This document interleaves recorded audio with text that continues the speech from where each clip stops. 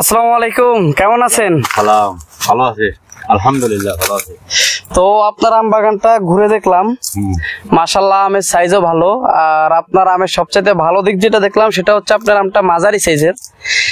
আর হ্যাঁ, আমরা সাধারণত যেটা জানি সেটা হচ্ছে মাঝারি সাইজের রূপালী আমটা খেতে বেশি মজা।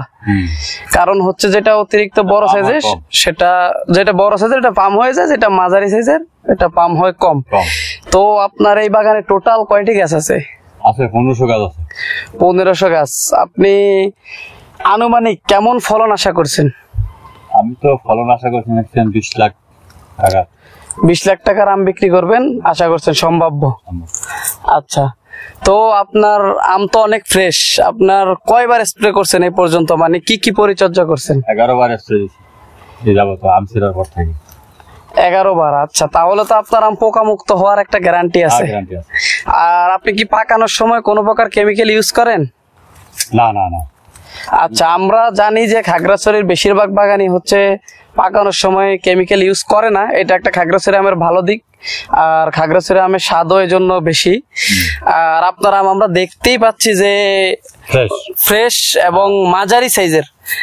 আর মাঝারি সাইজের আমের বেনিফিট হচ্ছে মাঝারি সাইজের আমটা খেতে মজা, কারণ হচ্ছে বড় সাইজের আমটা পাম হয়ে যায়। পাম বলতে আপনাদের আমের ভিতরটা একটু নষ্ট হয়ে যায়, কিন্তু হ্যাঁ ওইগুলো হচ্ছে এই যে আমাদের বাগানি ভাই বললো ওইটা কি ট্যাবলেট দিয়ে, ওটা কি ট্যাবলেট?